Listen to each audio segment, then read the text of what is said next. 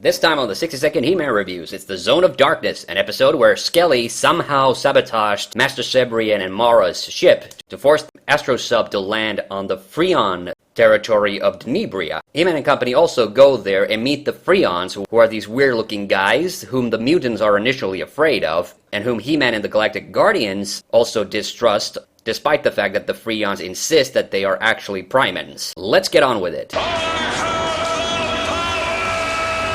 First, the positives. The number one really is the Freons themselves. I know the episode kinda has a whole racism allegory stuff going on, but compared to some other He-Man episodes that have dealt with this particular topic, this one actually works really well because of the excellent episode writing. It's particularly freaky seeing how Cebrian and Mara begin to transform into Freons. Although their transformation ends up being temporary, I like the fact that the Freons remain looking kinda weird when they come back to Primus. And also this episode has very good art direction. But then the negatives. Did we seriously need another freaking Werbin cameo? Also, Skelly sings, or maybe scats, badly in one scene in the episode. And although the writing is pretty good, I do have to say I wasn't the biggest fan of the back and forth conversation that He-Man has with the Sorceress. And although the art direction in this episode is excellent, the animations in this episode do run a bit awkwardly. There's occasionally this kind of frenetic pace to them, and I don't know why, a lot of the action scenes just don't look particularly good. Now, the Zone of Darkness has a very good message at heart, but the initial plot setup, where Skelly just basically uses He-Man's friends as a bait,